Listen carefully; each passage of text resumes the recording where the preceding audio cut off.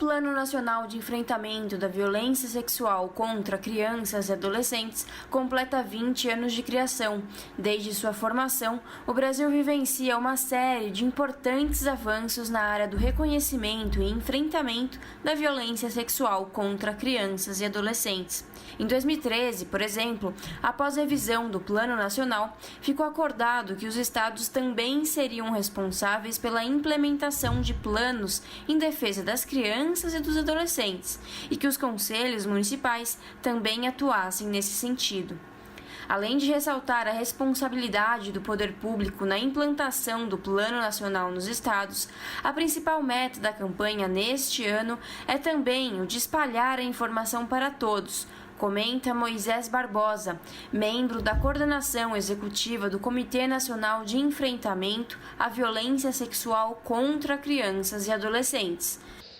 E é um desafio constante provocar, enquanto Comitê Nacional, que os estados se articulem para que os seus planos estaduais não fiquem parados, para que eles também sejam monitorados, para que eles também sejam avaliados, revisados, que ele de fato esteja vivo, esteja fazendo a diferença ali no enfrentamento à violência sexual nessas comunidades, né? E de nada adiantaria a gente ter esse plano se ele não chegar lá na ponta.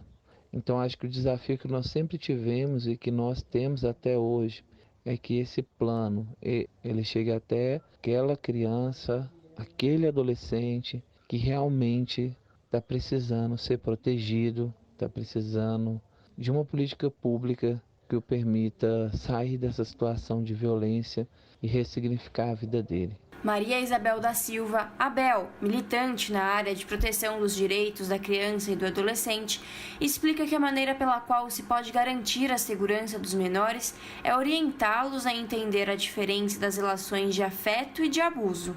É preciso conversar com elas, dialogar com essas crianças e adolescentes de acordo com a sua capacidade, sua fase de desenvolvimento infantil, né? Empoderá-las e orientá-las para que elas possam identificar as relações de afeto e de carinho das situações violentas, das situações de abuso, de exploração sexual. Então é extremamente importante darmos ferramentas para que elas entendam que nem todo mundo que se aproxima dela é de confiança e saber quem são as pessoas que ela podem confiar. Deixando bem claro para a criança e para o adolescente que mesmo aquelas pessoas que estão bem próximas a si, pais, padrastos, tios, avós, nem sempre elas são confiáveis. Ou seja, qualquer ato estranho, elas devem procurar ajuda de uma outra pessoa para que possa se abrir e contar o que está acontecendo.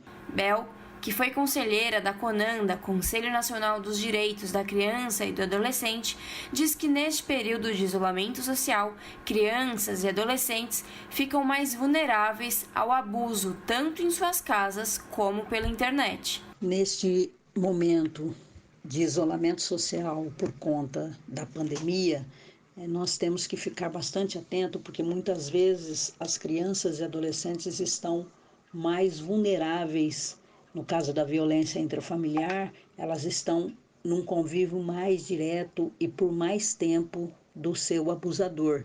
Por que eu digo isso? Porque 70% das denúncias que chegaram no Disque 100 no primeiro trimestre desse ano e no ano de 2019 inteiro, 70% das denúncias que chegaram foram cometidas dentro da própria casa da criança ou do abusador. Por outro lado, embora nem todas as crianças e adolescentes tenham acesso à internet e, portanto, às redes sociais, a internet ela facilitou, por exemplo, a prática do turismo sexual praticado com crianças e adolescentes, graças à possibilidade de comunicação com o mundo inteiro, de fazer propaganda, divulgar imagem, mantendo a identidade do criminoso em sigilo, né? E, portanto, mais fácil para cometer os seus crimes virtualmente. Moisés Barbosa pontua que o Disque 100 está disponível neste período de quarentena e reforça que agora é fundamental o papel do governo em incentivar estados e municípios a construírem políticas públicas de combate à violência sexual contra crianças e adolescentes. Essa responsabilidade com as crianças e os adolescentes não é só da rede de proteção à criança e adolescente, das ONGs, das instituições.